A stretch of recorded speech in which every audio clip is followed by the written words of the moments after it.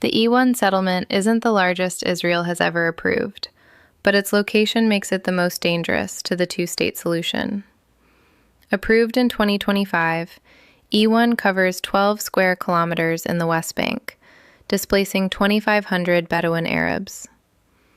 Israel plans 3,400 housing units initially, with up to 15,000 eventually. But size isn't the issue. It's where E1 sits, deep in the West Bank, between East Jerusalem and the Palestinian city of Jericho. If built, E1 would split the West Bank in two, cutting off northern from southern Palestine. It would surround East Jerusalem with settlements, severing it from the rest of the West Bank. Palestinians would lose territorial contiguity, making a viable state geographically impossible. The international community has opposed E1 for decades. Every U.S. administration, Israeli legal advisors, and EU leaders have warned it would preclude a two-state solution.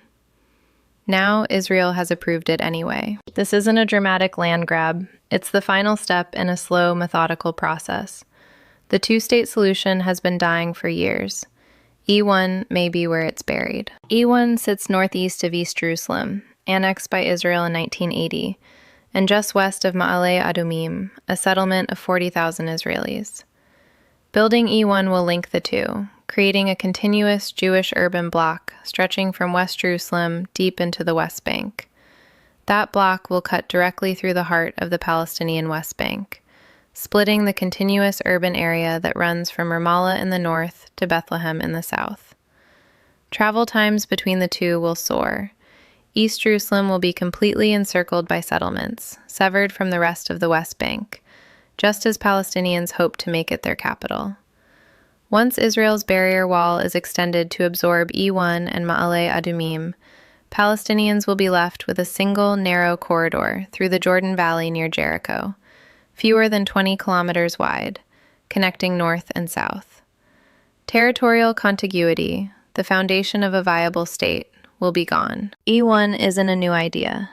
It was first proposed in the 1990s, but frozen for decades due to international pressure, including from the U.S. Israel is reviving it now as a direct response to the wave of countries recognizing Palestinian statehood. Since the Gaza war began, recognition has accelerated. In 2024-2025, Barbados, Jamaica, Trinidad and Tobago, the Bahamas, Ireland, Norway, Spain, Slovenia, Armenia, and Mexico all recognize Palestine.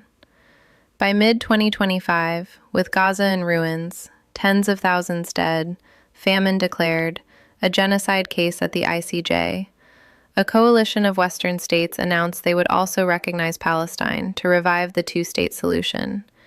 The UK, Canada, Australia, France, Portugal, Luxembourg, Malta, and the microstates of Monaco, Andorra, and San Marino. Israel's answer is E1.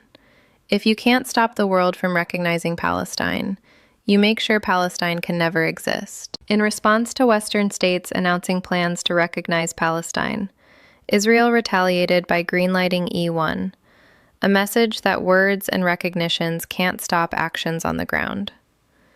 Israeli leaders made the intent explicit. Finance Minister Bezalel Smotrich, a settler himself, said in August, "The Palestinian state is being erased from the table, not with slogans, but with actions. Every settlement is another nail in the coffin." E1, he added, would bury the two-state solution for good. In September, Prime Minister Netanyahu signed E1 into law, declaring, "There will never be a Palestinian state. The land where E1 will be built belongs only to Israel." This isn't new. It's the culmination of a slow, methodical strategy decades in the making. E1 is just the moment the coffin is sealed. To understand how we got here, we have to go back to the beginning. For decades now, the kidney-shaped West Bank, about the size of the U.S. state of Delaware, has long been viewed as the core territory that will one day make up the future independent Palestinian state. The way that it came into existence begins with the chaos that went down here in 1948. The year before that, in 1947, the UN presented its partition plan for what was then British-administered Mandatory Palestine, carving the territory up between two separate independent states, one for the Jews and the other for the Palestinians, who both lived in the territory, with the holy city of Jerusalem remaining under an international administration. The Jews accepted the plan, while the Palestinians and the Arabs rejected it. In 1948, war and rampant ethnic cleansing followed, resulting in a dramatic shift in borders and demographics from the original 1947 UN proposal. Israel emerged from the war largely victorious, expelling hundreds of thousands of Palestinians from their ancestral lands and expanding their de facto borders significantly beyond the UN-proposed boundaries to what would later become known as the Green Line, or the pre-1967 borders, which are the borders that most countries around the world have since come to recognize as Israel's de jure legal boundaries. Egypt occupied the territory that came to be known as the Gaza Strip during the war, while Jordan managed to occupy the territory that came to be known as the West Bank. The city of Jerusalem, meanwhile, ended up becoming divided between the Israelis in the west and the Jordanians in the east, establishing the modern concepts of West and East Jerusalem. Shortly after the war concluded, Israel declared Jerusalem to be their capital, while Jordan also declared Jerusalem to be their second capital, and annexed both the West Bank and East Jerusalem, all of which extinguished the prospect of a separate, independent state for the Palestinian people. Nearly 2 decades later, in 1967, came another war between the Arab states and Israel that resulted in a decisive Israeli victory. Israel managed to overrun and occupy the Golan Heights from Syria, the Gaza Strip from Egypt, and the West Bank and East Jerusalem from Jordan. All of these territories, beyond the pre-1967 Green Line borders of Israel, have since come to be known as the Israeli-occupied territories, and have effectively been controlled by the Israelis ever since. 2 more decades later, in 1988, Jordan decided to formally renounce their territorial claims to both the West Bank and East Jerusalem, leaving them behind as exclusively Palestinian territories that were occupied by Israel.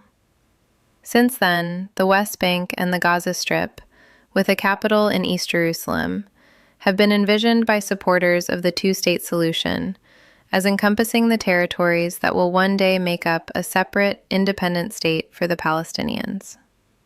The vast majority of countries around the world, including the United States, have repeatedly called for the two-state solution based on these boundaries as the best method available to resolve the conflict and establish lasting peace. But for decades, since 1967, the Israeli government has paid lip service to the two-state solution, while steadily working towards making it impossible ever actually to implement. The Palestinians have consistently maintained since 1967 that they want East Jerusalem to become their own separate capital city eventually. But Israel has taken multiple steps to deny this from ever possibly happening. In 1980, 13 years after the Israelis took control over East Jerusalem, the Israeli government unilaterally declared to annex East Jerusalem and proclaimed that all of Jerusalem would remain its own, undivided, exclusive capital, eliminating any consideration on the Israeli side for ever giving up East Jerusalem to the Palestinians for their separate capital. The vast majority of countries around the world have still never recognized this, however, and continue to regard East Jerusalem as Israeli-occupied territory. On top of solidifying their legal control over East Jerusalem by outright annexing it, Israel has attempted to solidify their demographic control over East Jerusalem as well, by adopting state-sponsored construction and migration incentives to encourage Jewish Israeli settlers to relocate there. By 1980, when Israel declared to annex East Jerusalem, there were around 40,000 Jewish Israeli settlers who had migrated into East Jerusalem over the past 13 years, who lived alongside a population of roughly 120,000 Palestinians, which means that in 1980, Palestinians still made up roughly 75% of East Jerusalem's population. But official Israeli policy at the time explicitly aimed to maintain what they called a demographic balance across the whole of Jerusalem, which was most often cited as a government-sponsored aim for as close to a 70-30 ratio of Jews to Palestinians across the unified city as possible. So over the subsequent decades after 1980, Israeli settlement expansion in East Jerusalem increased dramatically, while Palestinian population growth continued as well, although it was often constrained by the Israeli government's housing, planning, and residency policies. As of 2024, all of this growth has resulted in a modern population in East Jerusalem of about 350,000 Palestinians, all of whom live within or adjacent to the new Jewish neighborhoods built up in East Jerusalem just since 1967. The percentage of Palestinians living within East Jerusalem has therefore declined substantially since 1980 as well, from about 75% of the population then down to just 60% of the population today. Across the whole unified city of Jerusalem today, 57% of the population is now Jewish, and just 39% is Palestinian, maintaining the demographic majority of Jews over the whole of Jerusalem as a unified city, and strengthening Israel's demographic grip over the whole city, on top of their legal grip through the annexation of East Jerusalem as well.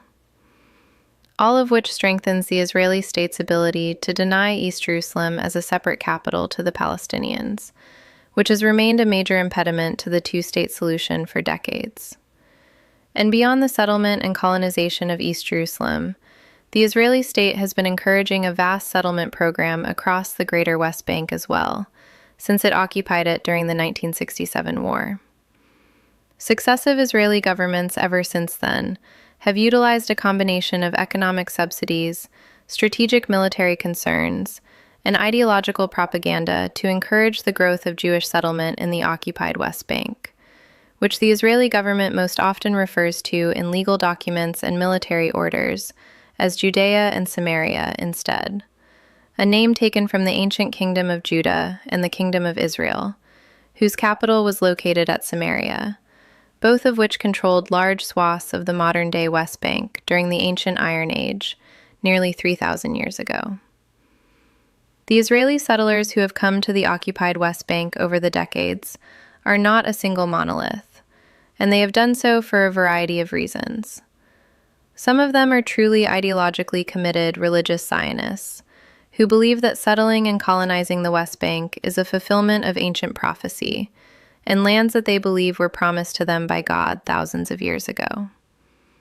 Others are simply economic opportunists, who want a cheap place to live, since the cost of living within Israeli settlements on the frontier in the West Bank is significantly lower than it is within the pre-1967 Green Line borders of Israel.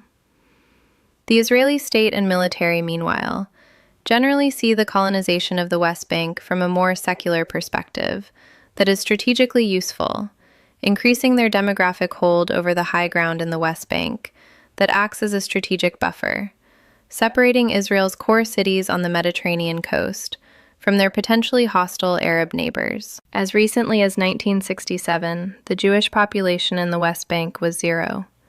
It was almost entirely Palestinian. Today, nearly 6 decades later, more than 500,000 Israeli settlers live there, in 140 government-recognized settlements and around 200 outposts, alongside roughly 3 million Palestinians. In 58 years, the Jewish share of the West Bank population went from 0% to over 14%. Each new settlement, each new housing unit, creates facts on the ground that make withdrawal increasingly impossible. In 2005, Israel dismantled its Gaza settlements and withdrew 8,000 settlers, sometimes by force. Doing the same in the West Bank today would mean relocating more than 500,000 people. The logistical, financial, and ideological challenge would be enormous, and the risk of armed resistance from ideological settlers could trigger civil war. That's the point. Israel has known for decades, the more settlers, the more inconceivable withdrawal becomes. Many settlements are now full-fledged cities. Dismantling them isn't just unlikely, it's unthinkable. The strategy has been slow, deliberate, and devastatingly effective. Modi'in Illit is actually the biggest settlement in the West Bank, with more than 90,000 Israelis living there. It's right in the middle between Jerusalem and Tel Aviv, just past the Green Line, and connected to Modi'in, an Israeli city, in a way that blurs the border so much it's honestly hard to tell where Israel ends and the occupied territory begins. This situation came about thanks to the Oslo Accords back in 1993, which carved up the West Bank into 3 sections. Area A. Palestinians run things here, but it's really just a bunch of scattered islands. Area B. Some shared control. Area C. Israel has full military control, covering about 60% of the West Bank in one big chunk. Oslo was supposed to be just a stepping stone, something temporary. 5 years to sort things out and reach a final peace deal. That deal never happened. Here we are 30 years later, stuck with that so-called temporary setup. In Area C, Palestinians can't build without getting Israeli permits, but almost none are approved. Meanwhile, Israel keeps expanding. Settlements, roads, military zones, even nature reserves, all on that land. The outcome? Israel controls a continuous stretch of territory, splitting up Palestinian communities and making the hope for a real, workable state feel pretty much out of reach. Oslo's legacy. A temporary 1993 deal split the West Bank into 3 zones. Area C, 60%, is under full Israeli control, contiguous land where settlements expanded. Areas A and B are Palestinian urban islands, isolated from each other by Israeli territory. The result: a Palestinian archipelago, fragmented enclaves separated by checkpoints, settler-only roads, and military zones. 2 legal systems operate: civil law for settlers, military law for Palestinians, a system human rights groups call apartheid. E1's role. First proposed in 1994, repeatedly frozen under U.S. pressure. Now approved, it will split the West Bank in 2, severing the Palestinian north from south, encircling East Jerusalem, and making a contiguous Palestinian state geographically impossible. E1 isn't just another settlement, it's the final nail. In 2004, Israel built a police station and roads at E1, preparing for a future settlement. But Western pressure froze the plans. World leaders knew then what E1 would mean: the end of a viable Palestinian state. Since 2002, Israel has also constructed a massive separation barrier. Official purpose: stop suicide bombers. But 85% of its route cuts into the West Bank, sometimes kilometers deep, to incorporate settlements on the Israeli side, connecting them to Israel while isolating Palestinians from their land. The barrier slices through Palestinian communities, separating villages from farms. As of 2022, 65% is complete. More construction continues. Each new segment entrenches the system, fractures Palestinian life, and makes a 2-state solution harder to imagine. E1, once built, will be the final piece. If the West Bank is ever to become part of a Palestinian state, what happens to the settlements, now fully integrated with Israeli cities across the Green Line? The barrier, built as a temporary security measure, has stood for over 2 decades. The International Court of Justice warned in 2004 that the route prejudges future borders and integrates settlements into Israel. But the settlements aren't the only obstacle. Israel controls most of the West Bank's resources, especially water. The mountain aquifer in the south is the largest natural water source, but Israel strictly regulates its use. The Jordan River, entirely in Israeli-controlled Area C, is off-limits to Palestinians, and Mekorot, Israel's national water company, dominates the pipeline network supplying the West Bank. The result? Israeli settlers consume an average of 320 liters of water per day.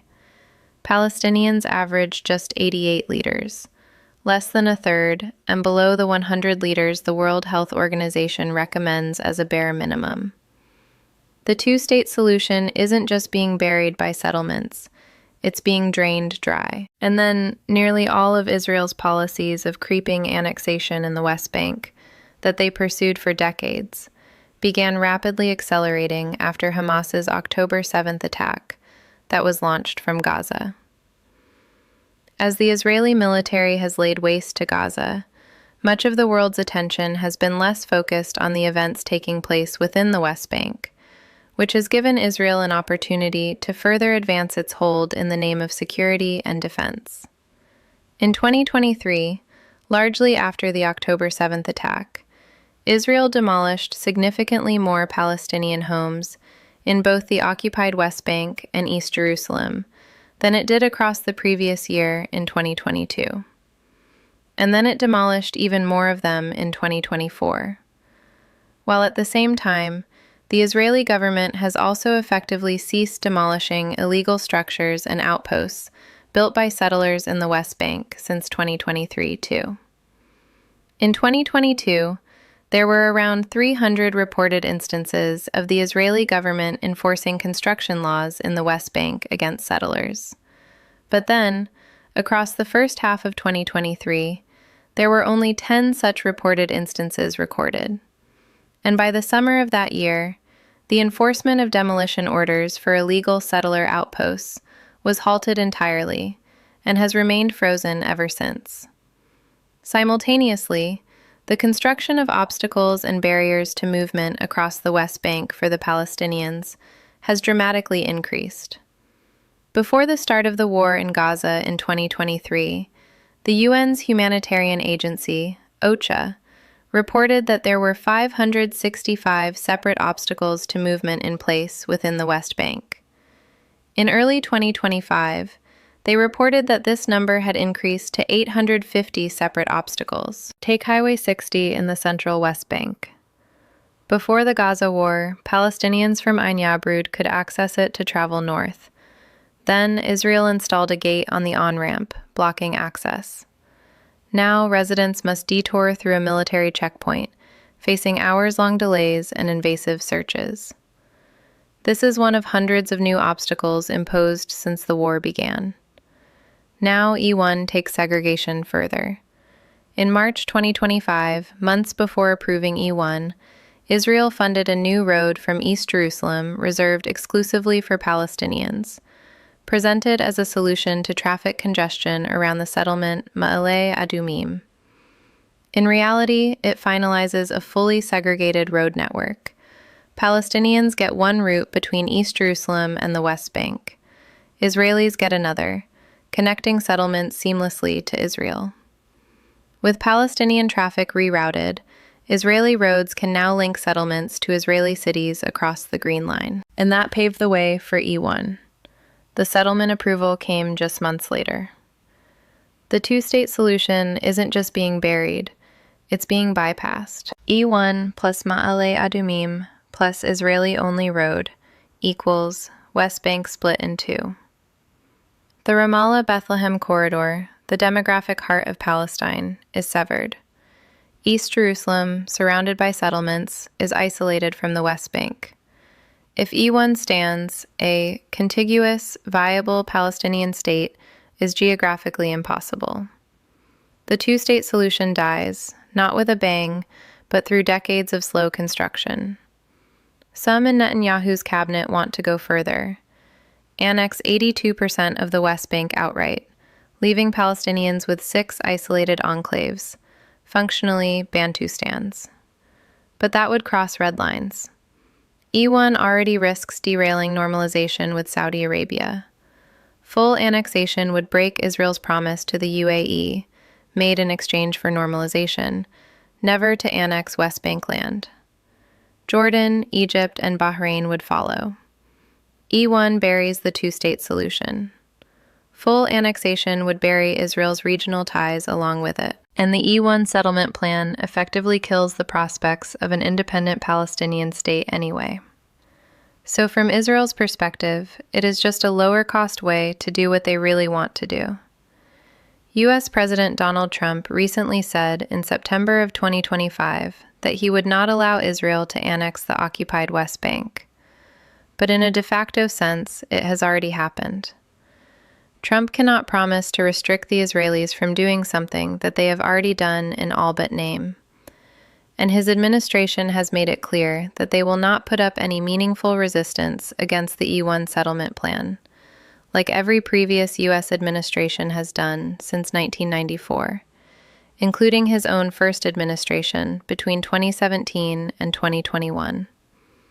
The Trump administration's appointed ambassador to Israel, Mike Huckabee, said during a radio interview after the Israeli decision to approve E1 was made that the decision was a decision for the government of Israel to make, and so we, the United States, would not try to evaluate the good or the bad of that.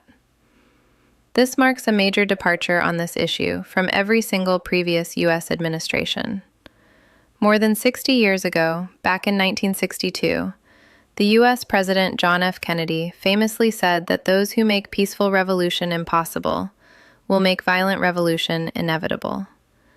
So long as the Palestinians' right to statehood is denied to them by the forces that be, their anger and resentment will continue to fester generation after generation, again and again in a constant cycle of violence. And Israel will struggle to continue containing it while maintaining its desired image to the rest of the outside world. The explosion of violence in 2023 didn't emerge from nowhere. It is the direct result of Israel's decades-long project to deny Palestinians a state. Without a solution, more violence is certain. The question is how long Israel can contain it, and at what cost. History offers warnings. Apartheid South Africa collapsed under the weight of its own oppression. Myanmar's junta faces its greatest uprising yet. Milosevic's Serbia was overwhelmed in Kosovo. Denying rights to millions is not sustainable forever. E1 is not just another settlement. It is the nail in the coffin, the final piece that makes the two-state solution geographically impossible. The world is watching, even if it is not acting. If this helped you understand, like, subscribe, and share, because understanding the forces that shape our world, even the most painful and complicated ones, is the first step toward being able to do something about them. Thank you for watching, and I will see you in the next video.